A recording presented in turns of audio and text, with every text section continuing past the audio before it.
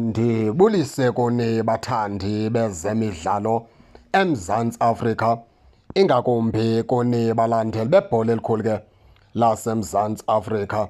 Masenjenje silapha ke kwiCAF Confederation Cup malunga neKaizer Chiefs. Iphumile ke draw isenziwa pha eCairo eEgypt. Iphuma ke isenjenje kwi-first preliminary round ayikho iKaizer Chiefs ayizuyidlala.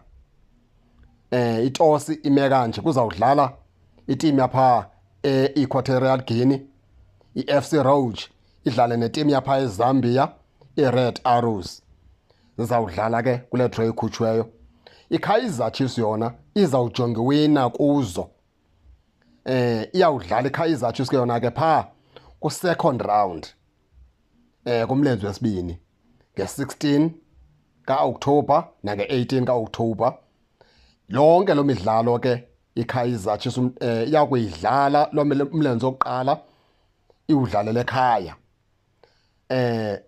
Kusukela pha nge-16 nange-18 lo midlalo iyawuba sekhaya kwiKaizer Chiefs. Siselapho ke baphulaphuli mandiyicacise kwakhona. Kwi-first round yeCAF Confederation Cup, laa nto kuthiwa yi-first preliminary round, ayizubakho iKaizer Chiefs ngoba yayikhona kusizini ephelileyo kwiCAF Confederation Cup. Ikhwalifaye ngokuba yathatha iNedbank Cup kule game abafana bathala babuya bengunumber 3 kwiligi yalapha eMzantsi Afrika, kuloko yalapha eMzantsi Afrika. Loo nto ithi ke ngobakhonka amadala angasenywebeni nasentlahleni lokubana ke akhawuleze ahambele phambile kule CAF Confederation Cup yalo nyaka. Siselapho ke kumakhosi. iKaizer Chiefs ke baphulaphuli ke noko xa sithanda ukuqwalasela umcimbi wayo before abafana abadala baye phaa kwiCAF, sizawuqala sijonge umcimbi wabadlali. Izamile noko ukufaka abadlali abazawukwazi uba babheke phambili bancedisane ngoba nawo kusekhona ilanga elihle phili. Kodwa ke ikusingathi basekhona nabazayo abaninzi ngoba iKaizer Chiefs ilungise into yokubana ke ikwazi ukuhambela mgama phaa kule Confederation Cup ke kulo nyaka. Yiyona nto iKaizer Chiefs iyijonga amandla ke le into yokubana noko ihambele mgama. Abafana abadala ke mphulaphuli ke bazawudlala bona nge-16 ka-Okthobha nange-18 ka-Okthobha.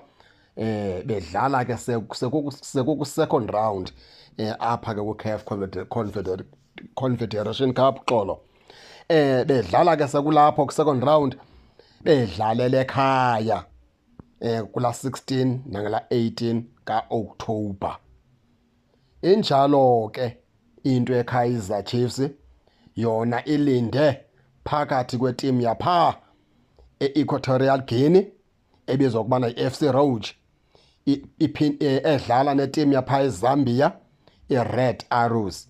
Izawuthatha ethe yaphumelela kuzo ke iKaizer Chiefs idibane nayo phaa nge-16 18 ka-Okthobha. Injalo ke baphulaphuli ke imeko yeKaizer Chiefs phaa kwiCAF. Ningangena ke nani ke baphulaphuli ke nitsho into yokubana ke niva njani. Ningakhohlwa usubscribe kule channel ukuze ningaphoswa zezemidlalo endizanothulela zona kwixa elizayo kakuhle.